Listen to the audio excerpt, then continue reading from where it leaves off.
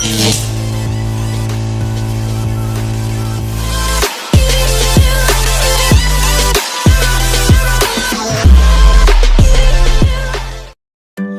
semua, perkenalkan nama saya Winana Kijali dari Fakultas Ilmu Komputer, Program Studi Informatika, Universitas Kristen Indonesia Maluku.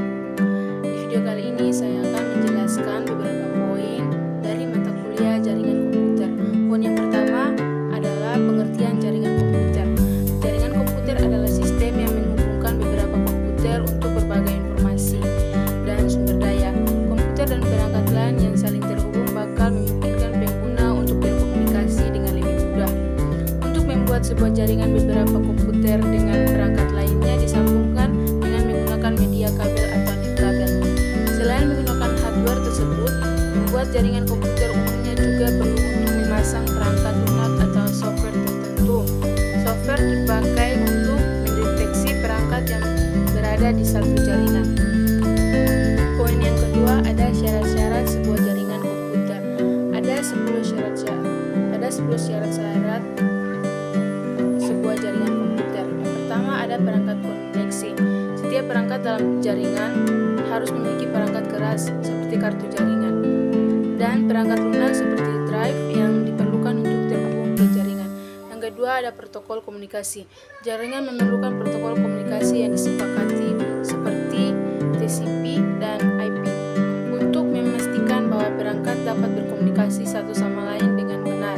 Yang ketiga, topologi jaringan. Topologi jaringan menentukan bagaimana perangkat terhubung satu sama lain, apakah dalam bentuk bus, star, ring, atau mesh.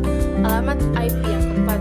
Setiap perangkat dalam jaringan harus memiliki alamat IP yang unik agar dapat didefinisikan dalam jaringan. Yang kelima, perangkat jaringan. Router, switch, dan hubungan adalah contoh perangkat jaringan yang digunakan untuk mengatur lalu lintas data dalam jaringan. Yang keenam, keamanan. Perlindungan terdapat akses yang tidak sah dan perlindungan data penting merupakan aspek penting dalam jaringan komputer. Yang ketujuh, pengelolaan dan pemeliharaan. Jaringan memerlukan pengelolaan dan pemeliharaan rutin untuk memastikan kinerjanya tetap optimal dan aman. Yang kedelapan, ketersediaan. Jaringan harus tersedia sepanjang waktu agar pengguna dapat mengakses sumber daya yang mereka butuhkan. Yang kesembilan, kapasitas. Jaringan harus dirancang dengan kapasitas yang cukup untuk menangani jumlah pengguna dan lalu lintas data yang diantisipasi.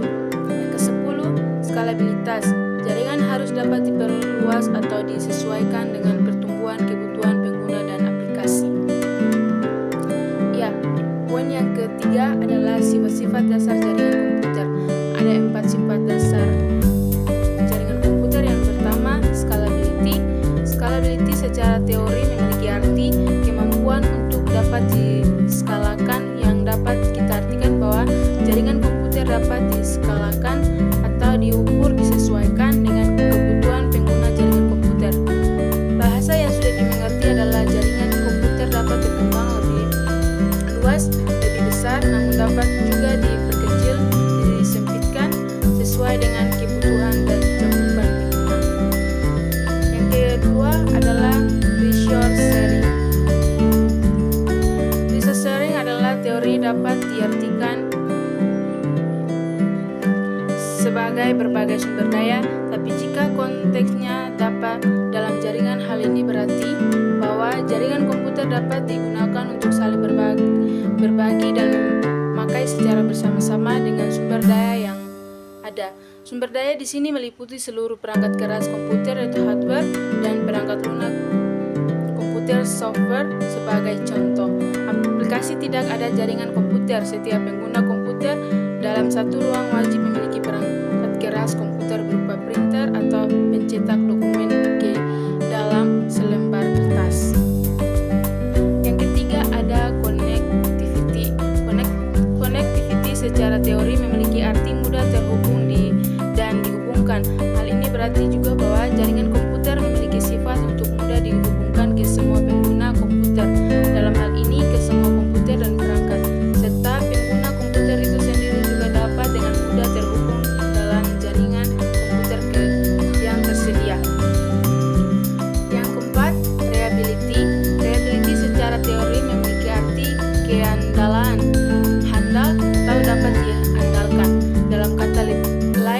berarti bahwa jaringan komputer memiliki kemampuan untuk diandalkan di dalam jaringan komputer, di mana keandalan ini dapat diartikan bahwa paket data yang dikirimkan oleh pengirim akan sampai dengan baik di sisi penerimaan. Keandalan yang makin tinggi dan makin baik pada jaringan komputer akan memberikan kualitas layanan yang lebih baik bagi para pengguna jaringan komputer. Ya, poin yang keempat adalah jaringan komputer berdasarkan media transmisi. Ada dua jenis jaringan komputer berdasarkan media transmisi. Pertama adalah komputer kabel. Komputer yang menggunakan kabel sebagai media transmisi seperti internet atau jaringan lokal atau LAN, dan kabel lokasi untuk koneksi internet kabel. Yang kedua, komputer kabel. Komputer yang menggunakan sinyal radio atau gelombang elektromagnetik untuk komunikasi seperti Wi-Fi atau Bluetooth. Poin yang kelima adalah tentang jaringan komputer berdasarkan topologis. Apa itu topologis? Adalah metode atau cara untuk menghubung rute, koneksi, dan note dalam satu jaringan. Untuk diketahui, note adalah perangkat keras untuk menerima, meneruskan, dan menyebarkan dalam satu data atau bisa juga disebut komputer. Sedangkan rute koneksi merupakan sebuah antar note sehingga bisa saling terhubung satu sama lain. Sambungan atau jambatan antar note itu biasanya dibuat menggunakan kabel jaringan atau kabel LAN. Ada 6 topologi tentang jaringan komputer berdasarkan topologi. Yang pertama, topologi mesh. Topologi mesh merupakan metode untuk menghubungkan node secara langsung menggunakan kabel jaring tanpa ada perantara. Kelebihan topologi mesh adalah kesalahan pengiriman data bisa ditemukan dengan mudah. Yang kedua adalah topologi star. Topologi star merupakan metode untuk menghubungkan beberapa node menggunakan satu perangkat keras hubungan dalam sebuah jaringan. Perlu kita ketahui, hubungan adalah perangkat keras yang berfungsi untuk menghubungkan antara komputer. Penjelasan yang lebih lengkap mengenai jenis perangkat keras jaringan komputer bisa dibaca pada ini. Adapun kelebihan topologi star adalah lebih hemat biaya untuk kabel jaringan, kemudian kegagalan pengiriman data pada satu rute tidak akan mempengaruhi rute yang lain. Sedangkan kelemahannya, yakin apabila terjadi kerusakan pada hubungan maka alur transmisi data dan sumber daya pada topologi star bakal tersesat semua. Yang ketiga, topologi bus. Topologi bus adalah metode untuk menghubungkan antara komputer menggunakan satu kabel jaringan.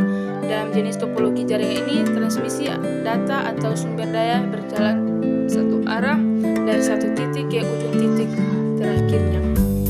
Adapun kelebihan dari topologi bus adalah biaya jauh lebih murah untuk menyediakan kabel jaringan. Sementara itu kelemahannya adalah tabrakan data sangat mungkin terjadi karena lalu lintas hanya bertumpu pada satu kabel. Yang keempat adalah topologi ring. Topologi ring ini merupakan metode untuk menghubungkan antara komputer menggunakan rute yang bertentu melingkar secara seperti cincin. Tiap node dalam rute tersebut biasanya memiliki repeater untuk meneruskan data. Kelebihan dari topologi ring adalah lebih fleksibel untuk memperluas jaringan dengan biaya pemasangan yang cukup murah. Kemudian untuk kelemahannya sendiri yaitu kendala lebih sulit untuk didefinisikan. Yang kelima, topologi tree. Topologi tree adalah metode untuk menghubungkan beberapa komputer menggunakan skema transmisi data yang bersifat hierarkis dengan terdapat dua perangkat hubungan utama dan sekunder.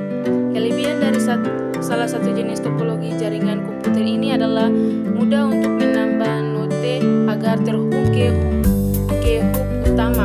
Menggunakan dua hubungan seperti itu bisa memperpendek jarak tempuh data dari satu komputer ke komputer yang lain.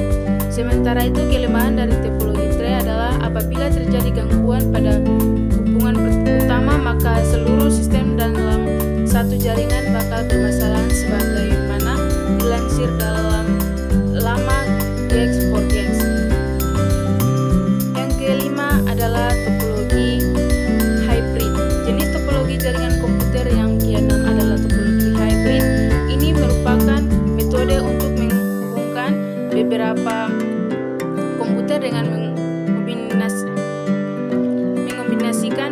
jenis topologi jaringan komputer, misalnya topologi star dan ring. Kelebihan dari topologi hybrid adalah memberikan kelulusan untuk mengatur segma jaringan. Di sisi lain, kombinasi topologi jaringan komputer adalah topologi hybrid bakal membawa tiap kekurangan dari masing-masing jenis topologi yang dipakai. Poin yang keenam adalah jaringan komputer berdasarkan geografis. Berdasarkan geografis, jaringan komputer terbagi menjadi jaringan wilayah lokal atau local area network, jaringan wilayah metropolitan atau metropolitan area network, dan jaringan wilayah luas atau wide area network, jaringan tanpa kabel, nirkabel atau wifi internetwork. Ada tiga. Yang pertama, LAN local area network. LAN merupakan jaringan komputer yang hanya mencakup wilayah kecil seperti kampus, kantor, sekolah, laboratorium, dan lain-lain.